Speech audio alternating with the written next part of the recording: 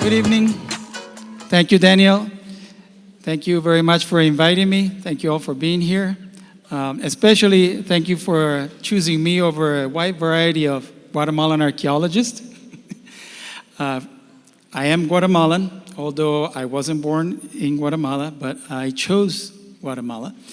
And I feel very fortunate to be here with you to share my knowledge and my experience.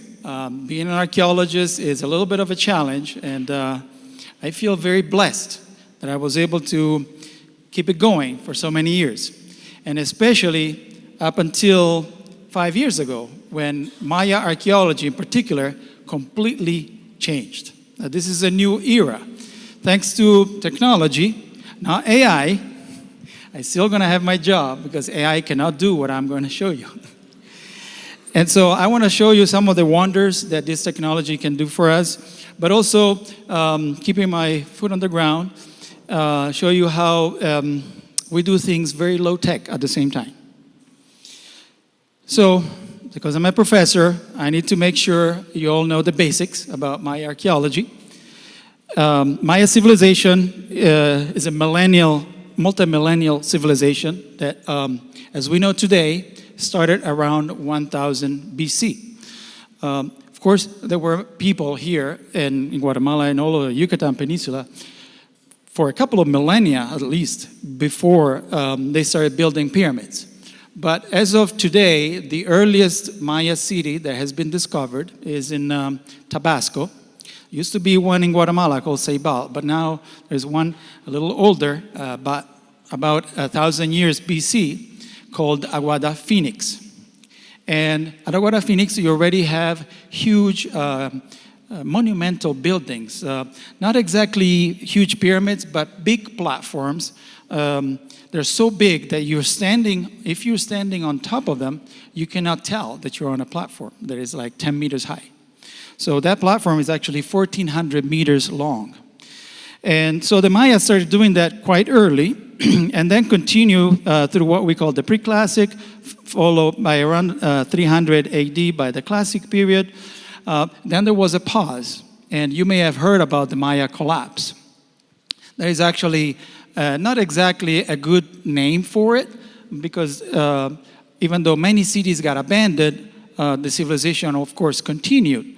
And even though large parts of the central part of the peninsula were deserted, civilization continued in the north at places like Uxmal, Chichen Itza, in the Yucatan state of Mexico, and of course here in Guatemala. So there were migrations to the south as well.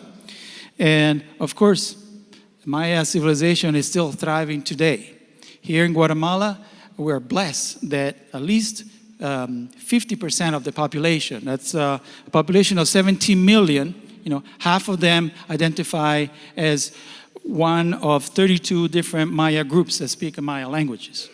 And they have been resisting the Spanish and the Western people that came to Guatemala after the Spanish arrived, and they keep their traditions, their beliefs, and under this veneer of saints that they seem to venerate, they're actually Maya gods that we can tell are the same Maya gods that we're seeing in the art from 2,000 years ago. So having said that, it's very special because not many other countries in the world have this benefit.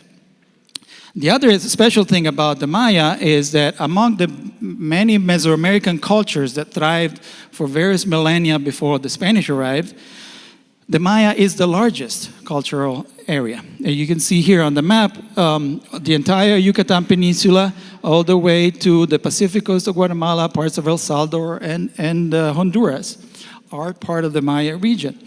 And it's 300,000 square kilometers, so it's the same as the state of New Mexico or the country of Italy, if you prefer.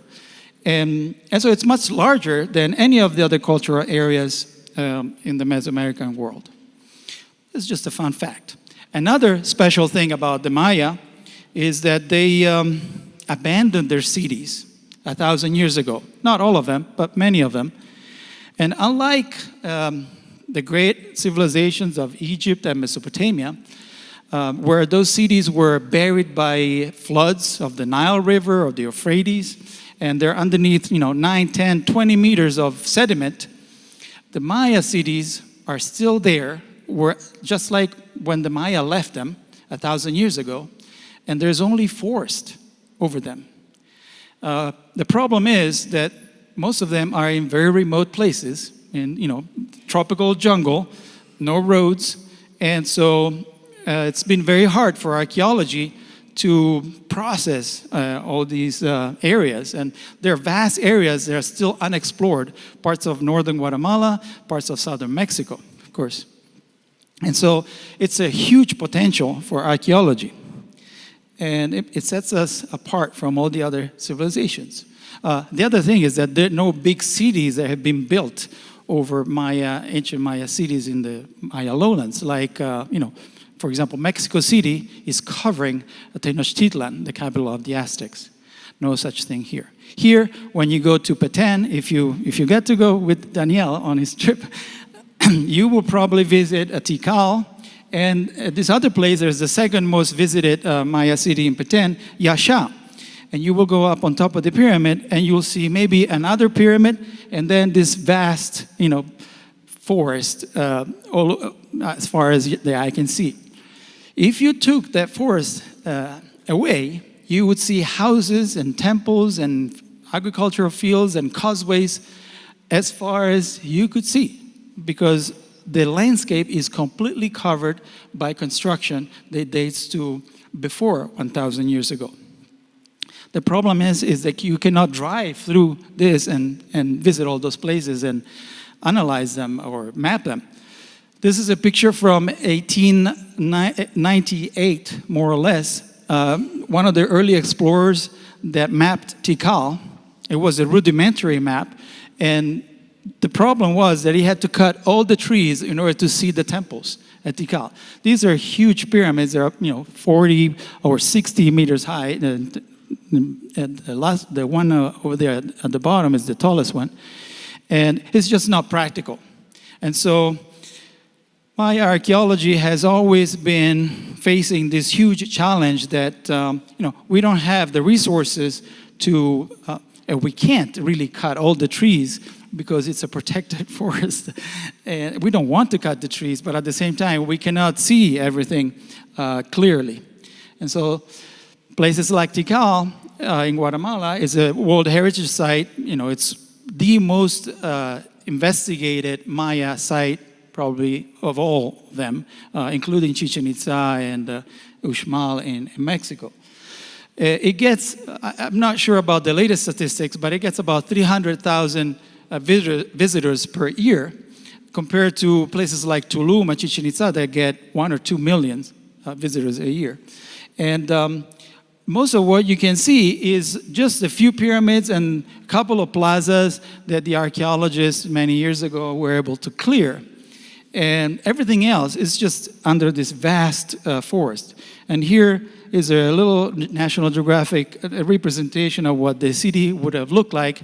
Imagine, this would be a downtown area like any modern city with lots of people. Instead of skyscrapers, you have pyramids and then lots of houses. But so, I'm not sure most people get that feeling when they go to Tikal, because you really can't, unless you know it. And just a little, few beautiful images that the Maya have left for us to tell us about their daily life. We know the inscriptions, the hieroglyphs that they're famous for, tell us about the wars and the lives of kings and queens, but we don't know much about the economy. And so here are some images of a market scene from the great site of Calakmul in southern Mexico. You have somebody buying and drinking atol, this corn drink that everybody drinks here in Guatemala every morning. This lady with this fancy transparent dress with hieroglyphs is buying a jar of water from this other lady that's carrying over her head. And somebody here is buying tamales from a tamales vendor with this huge head.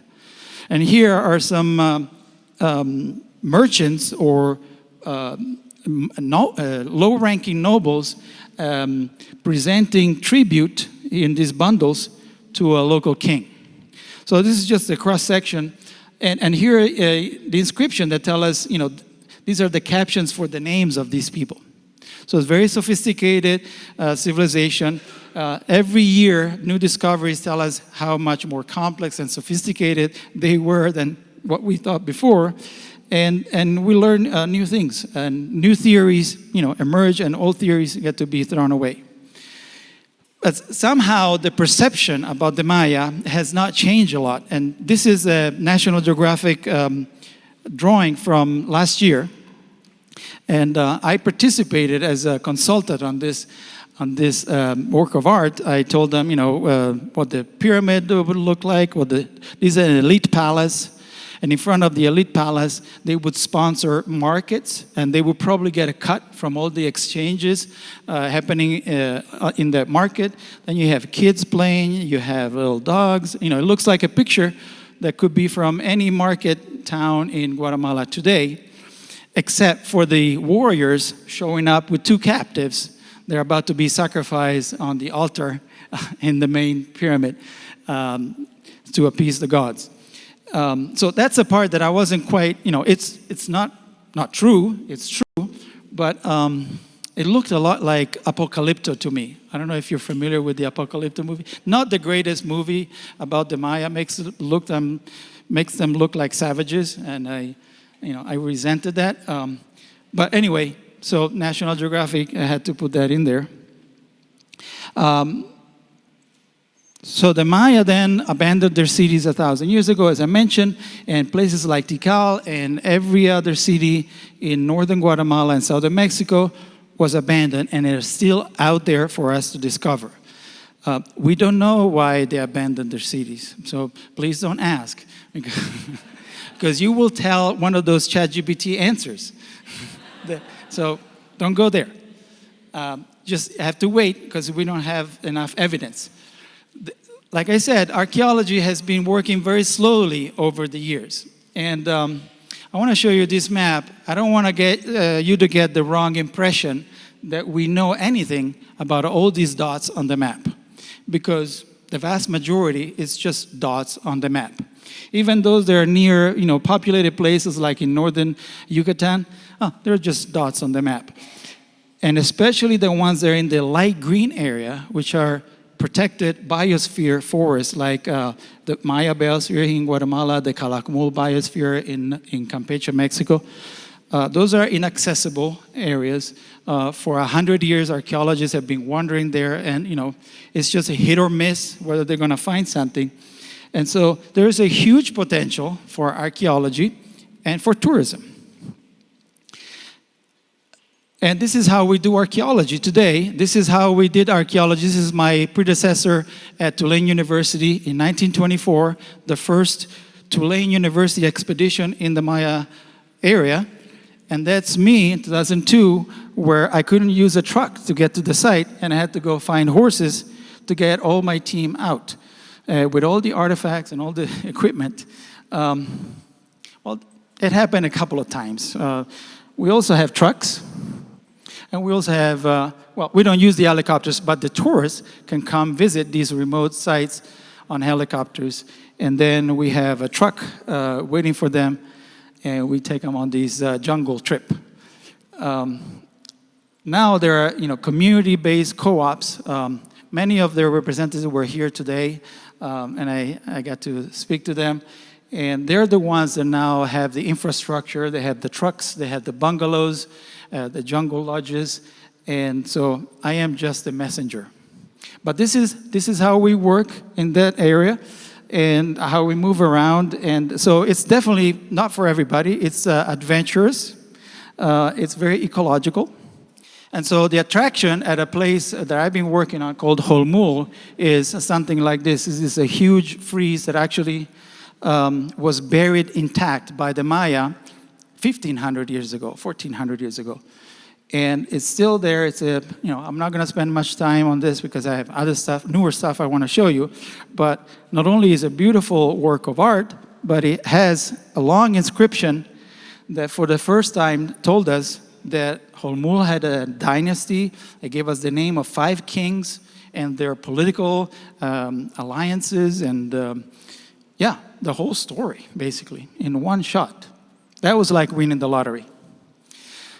Back to the logistics.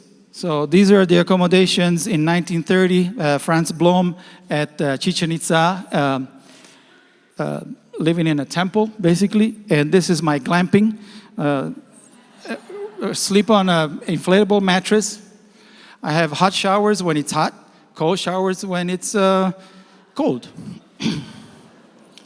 But we also have, over the years I built a camp. This is just a shot from our camp. We have like dinner tables. We have the kitchen with the wooden stove built on a table, basically, with rocks. That's our lab. Those are our artifacts drying out in the sun. So it's like, the bungalows that they've seen built today for tourists are a lot better, of course. But I don't have pictures of those. Just to give you a little snapshot of our culinary experience. This is after you have breakfast, you go to the kitchen and they serve your beans. We have beans in different formats. On the first day, they're in a soup and they're whole. Then they get blended and they're like a paste. And then they got refried. So for the whole week, we go through all these different varieties of black beans and rice and plantains. And, we take that out to the excavation site. And then, so at midday, I will have cold beans and a stale tortilla for lunch. It's wonderful. People would pay a lot of money for this. Going back to how we do archaeology, this is me like 20 years ago, teaching a student how to map. We're using a simple compass and a tape measure and a notebook. Now we use tablets, but it's still the same. We have to cut these paths with machetes to see on the other side of a small residential group. We map all the structures like that. We also have laser theodolites, total stations. That takes even longer because you have to set it up. And every time you move it, it's going to be another hour and a half just to set it up, and all the bubbles have to be lined up. And anyway, it takes a long time. Then everything changed. Then we got this LiDAR technology. The LiDAR stands for light detection and ranging. Basically is laser beams that as they hit something, they will measure the distance between the instrument and that object. And so my colleagues, Arle and Diane Chase, working in Belize, they learned about this technology that was used by biologists to measure the biomass of the forest. And they said, we can use that. It would just remove the trees and we'll see what's underneath. And so this is how it works. It's all based on accurate positioning. They have a military-grade GPS system. And as the laser, the instrument shoots about 400,000 shots per second.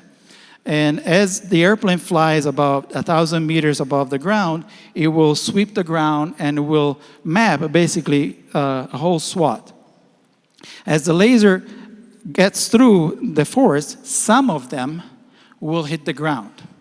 And so then, using the software, we can separate what's vegetation from what's actually ground, and we get to see all the marvel underneath. So here's a little demonstration. This is a little area of a site called El Sots. This is what it looks like if you fly over it. Then you virtually remove the forest, and then you get to see, there are plazas and there are palaces and the topography and the causeways. especially the topography has been a challenge for us because we have to go map down these ravines and through the swamps, and you don't really want to do that. But now we don't have to. So just to give you perspective, in the last more than 100 years of Maya archaeology, we had about 400 square kilometers altogether mapped of all the great sites, including Tikal, Calakmul. You know, Tikal was mapped in 16 square kilometers, and that's the biggest one. Now, with LiDAR, as of 2019, we have 8,000 square kilometers. It completely changed everything. Today, we probably have twice as much. I cannot tell you what's been found, but I know we have it, and we'll see it at some point. So here's an example. Here's Tikal. We knew it was one of the largest cities that Maya ever built in the classic period. University of Pennsylvania mapped it in over the course of 2 years. They mapped 16 square kilometers. It's still one of the most accurate maps ever made in the Maya area. And so it's a little white square right there. Of course, everybody knew that the city may have continued outside those 16 square kilometers, but we thought maybe it tapers out, in a kilometer or two, and then, there's empty space. Yeah. Then we did 150 kilometers with LiDAR, and the city never ends, basically. As you see, especially here to the north, it keeps going. All these white dots are structures, and there is a big defensive moat, and the city continues beyond the moat, and then eventually it will merge into another city called Washaktun, which is 20 kilometers to the north. And if we did, which we did, but I cannot tell you about it, but there's LiDAR for this other area to the south. Wherever you see high ground, which is brown, there will be structures. So Maya urbanism basically is like boundless cities. They're cities that never end. And so those 300,000 square kilometers that I was telling you about, they're likely to have, settlement everywhere. Here's a picture of the LiDAR image without the vegetation at Tikal. That, it's a little far out, above the ground, but you can see everything, right? You can see the structures, not just the big pyramids and the causeways, in ways that we could not see them before, with the topography and everything. And of course, if you were flying above it, all you would see is just the main plaza. This is a picture from Google Earth of the same area. So just a personal, I thought I was one of the greatest mappers in my archaeology until LiDAR shamed me. This is what I managed to do over 15 years, spending, between $50,000 and $100,000 in, archaeological expenses to do mapping and excavation, and this is what we came out with. There's a site of Holmul, about 1,000 structures in the entire region. It's about, maybe it's 150 square kilometers. And then LiDAR came, and in about a week, they found 7,000 structures, and then a whole bunch of stuff that we had no idea existed, like all these drained, drained fields or canals in the swamp. They basically drained the swamp, literally drained the swamp, and turned it into the most productive land anywhere. And around some of the hills, you see those these red lines. Those are defensive moat. So there are some hilltop fortresses we had no idea about. And so here's a picture of one of them. And you can see all these rings of fortifications around the hill. And so the question is, how many people would have taken over how long to do all this for just one site? And so that changes our perspective on Maya warfare, because we always thought the Maya did small-scale warfare. It was like just trying to capture your rival king and sacrifice him. Well, now it looks like they had thousands, armies like the Aztecs, with thousands of warriors, and they use thousands of warriors to defend their cities in this way.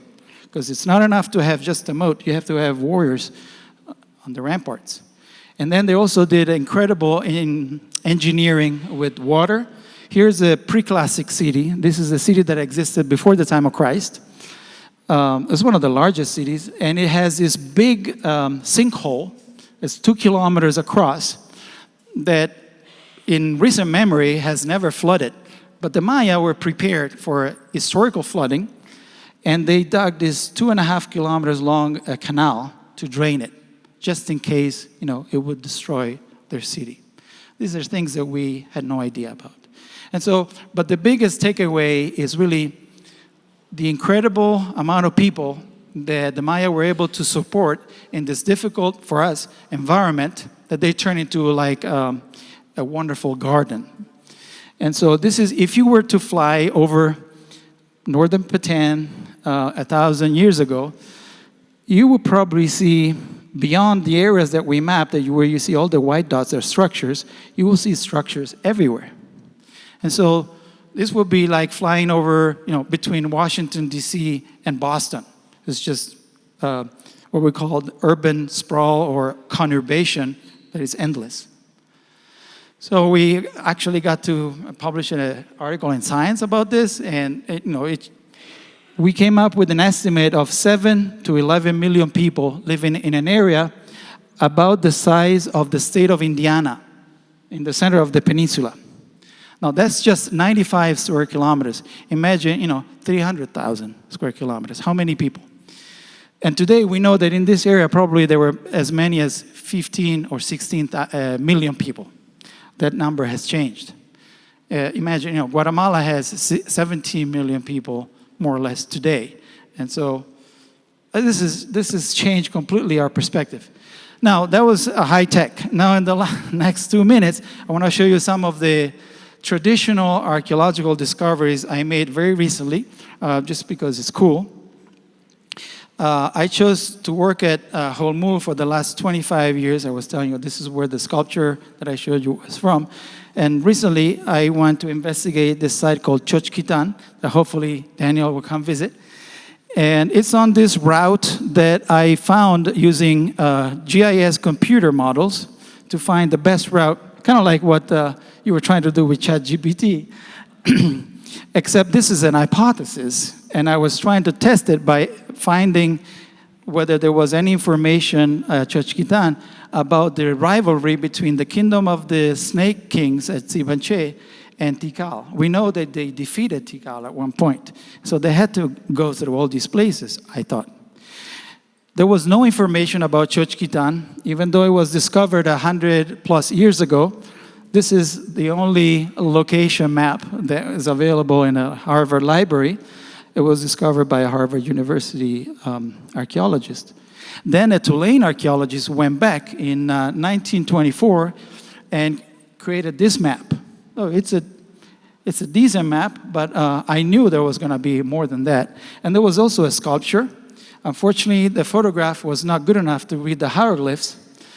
And because of that, no other archaeologists chose to go there. They always wanted to go to places where they had inscriptions that you could read, so you can turn archaeology into history, which is why the Maya are so cool. So we got there, and we got our LiDAR map. Now we see lots of, this is what was mapped 100 years ago. They didn't know about this. We didn't know about this. This is another royal complex. And then there's this causeways that goes to that little residential group with the little pyramid there. And the other big discovery was that this site, like most other sites, has been brutally looted. And so this is what it looks like. Like any of these other sites around Tikal in northern Guatemala, southern Mexico, it looks like the Maya just left. Like here, for example, you have the inside of that temple with this big roof still standing, and the wooden beam across the doorway that is at least 1,200 years old. This is hardwood Chico Zapote. The first thing we did, this is my team in 2019, was relocate the stela. It was right there where Franz Blom photographed it. Next to it, there was fragments of another monument. So we got the name of the king from this fragment and the name of the queen from the other fragment. And we know that the queen was from another kingdom called Nachtum, the kingdom of the bat. There's a little bat glyph here. And that gave us a sense of the so-called alliances, where whenever somebody is receiving a princess in marriage, it means that you are subordinate to the father of that princess. So here's a little political hierarchical relationship, and the date is around 760, 780 AD.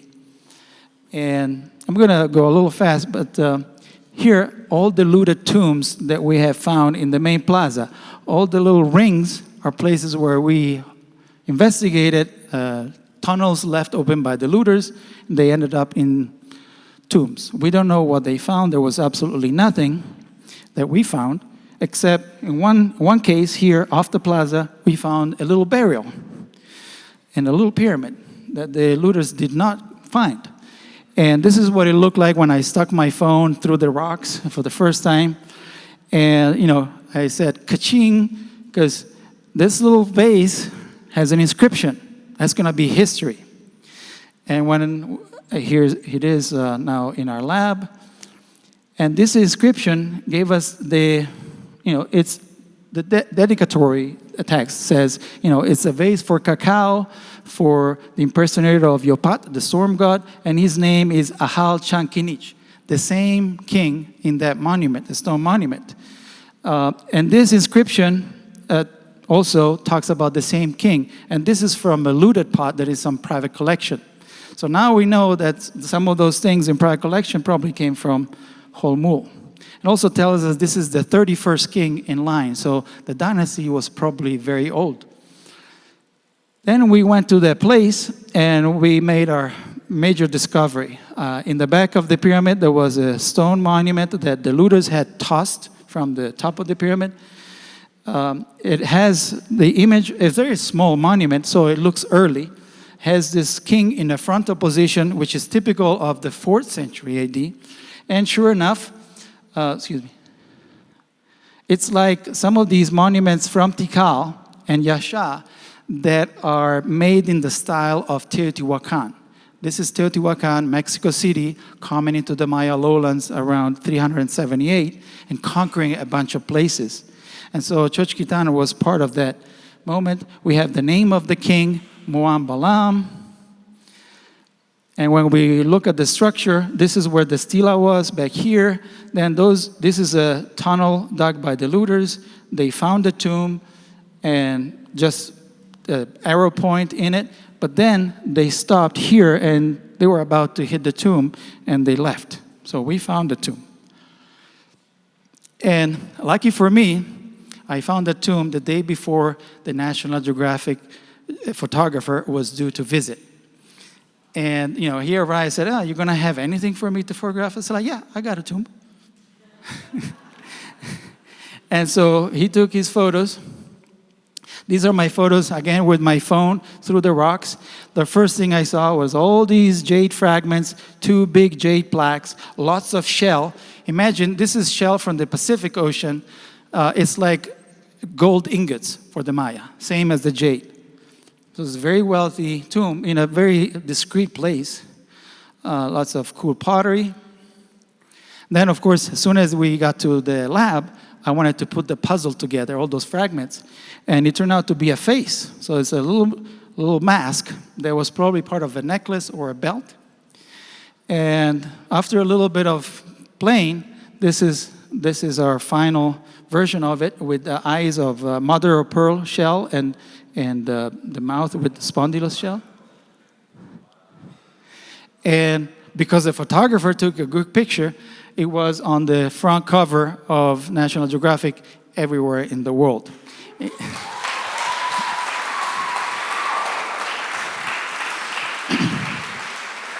That was pure luck. I could be the biggest scientist in the world. I would never find this again with the photographer right there, right? What are the odds?